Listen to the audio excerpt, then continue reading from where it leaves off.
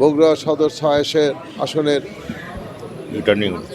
Returning officer জনাব তারেক রহমানের মনোনয়নপত্রটি বৈধ ঘোষণা করেছেন আলহামদুলিল্লাহ।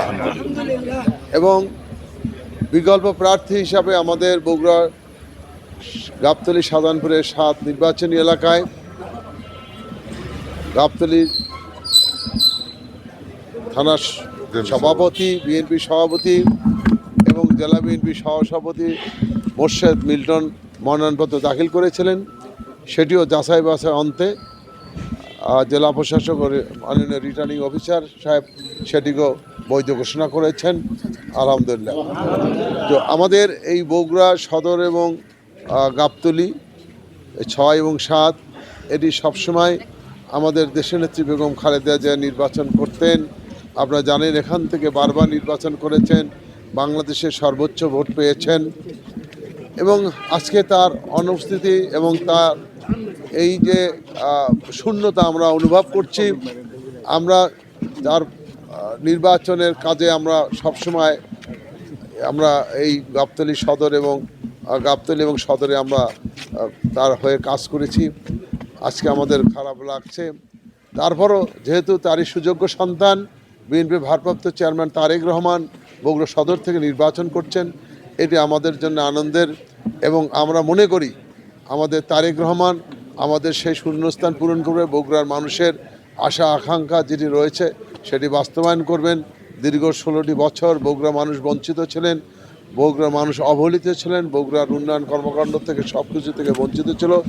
আমরা বিশ্বাস করি ইনশাআল্লাহ এদেশের মানুষ বিএনপির পক্ষে রায় দেবে এবং এই বগুড়া আসন থেকে তারেক রহমান নির্বাচিত হবেন এবং ইনশাআল্লাহ আগামীতে বাংলাদেশের যিনি প্রধানমন্ত্রী হবেন ইনশাআল্লাহ। এবং এই বগুড়ারই সন্তান, এটি আমাদের অহংকার, আমাদের গর্ব যে তিনি আবার আমাদের প্রধানমন্ত্রী ছিলেন বেগম খালেদা জিয়া এবং তারই সুযোগ্য সন্তান জনাব তারেক রহমান ইনশাআল্লাহ আপনাদের দোয়ায় বাংলাদেশের প্রধানমন্ত্রী হবে।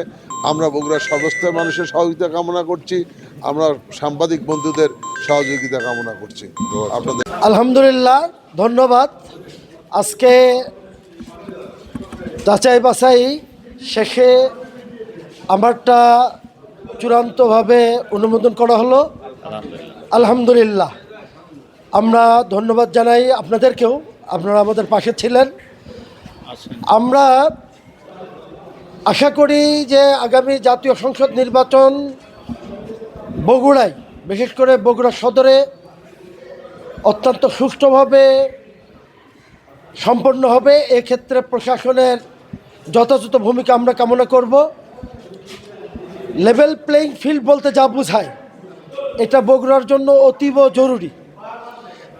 এখানে একটা দলের প্রধান নির্বাচন করবেন, এখানে যদি লেভেল প্লেইং ফিল্ড তৈরি না হয় এবং সবার জন্য সমান সুযোগ না থাকে, পরিবেশ যদি সবার জন্য সমান না থাকে, তাহলে নির্বাচনের পরিবেশ বিঘ্নিত হবে। আমরা প্রশাসনের কাছে আশাবাদ ব্যক্ত করব যে এক্ষেত্রে তারা যথাযথ ভূমিকা পালন করবেন, সিদ্ধান্ত নিতে ভুল করবেন না। 54 বছর ধরে মানুষ সব দলকে দেখেছে, বগুড়ার মানুষ এবার ন্যায় ইনসাফের প্রতীক দাঁড়িপাল্লার পক্ষেই রায় দেবেন ইনশাআল্লাহ। আমরা আশা করি আগামী 12 ফেব্রুয়ারি নির্বাচনে বগুড়া সদর আসনে দাঁড়িপাল্লা প্রতীকে আমি বিপুল ভোটে নির্বাচিত হব ইনশাআল্লাহ। সকলকে ধন্যবাদ। আসসালাম। আমাদের দেশনেত্রী, আমাদের মা আমাদের মাঝ থেকে বিদায় নিয়েছে, এই জন্যে আমরা অত্যন্ত শোকাহত এবং সারা জাতি দেশ শোকাহত। সে একজন বাংলাদেশের স্বাধীনতা সার্বভৌমত্বের প্রতীক ছিল। সে শুধু বিএনপির নেত্রী ছিল না, সে এই বাংলাদেশের 18 কোটির মানুষের নেত্রী ছিল। তাকে হারিয়ে আমরা আজকে অত্যন্ত ব্যথিত। আপনারা বিশেষ করে আমরা চাব যে তার যে কাজগুলো ইনশাল্লাহ বগুড়া জেলায়, বিশেষ করে বগুড়ার সাথে যে সমস্ত উন্নয়নমূলক কাজ সে থাকা অবস্থায়, সে প্রধানমন্ত্রী থাকা অবস্থায় যে কাজগুলো হয়েছে, ইনশাল্লাহ আগামীতে যে কাজগুলো বিগত দিনের যে অসমাপ্ত কাজগুলো আছে ইনশাল্লাহ আমি সমাপ্ত করার ইনশাল্লাহ চেষ্টা করব।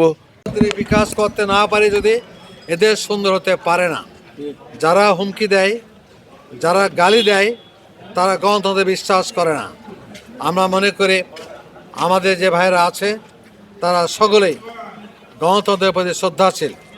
আমি সরকারকে বলবো যে আপনারা কোনো পক্ষে না হয়ে বরং স্বাধীনভাবে নিরপেক্ষভাবে আপনাদের দায়িত্ব পালন করুন। আপনাদের সঙ্গে আমরা আছি। আজ যদি বুঝতে পারা যায় যে নিরপেক্ষতা বজায় থাকছে না, তাহলে আমাদেরকে ভিন্ন চিন্তা করতে হবে।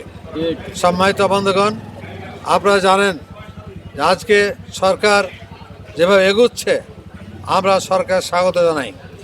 বন্ধু সংগঠনে অনুরোধ করব, আসুন আমরা সকলে পরস্পর ঐক্যবদ্ধ হই, পরস্পরকে ভালোবাসি, পরস্পরকে শ্রদ্ধা করি, কাউরি প্রতি কোনো আঘাত না করে, কাউরি চরিত্রের প্রতি আঘাত না করে আমরা সকলে সুন্দর করে এই নির্বাচনকে আমরা নিয়ে যাই। এটাই হবে আমাদের জন্য সবচেয়ে কল্যাণকর। যারাই পাস করবে তারাই আমাদের নেতা হবে, এটাই স্বাভাবিক।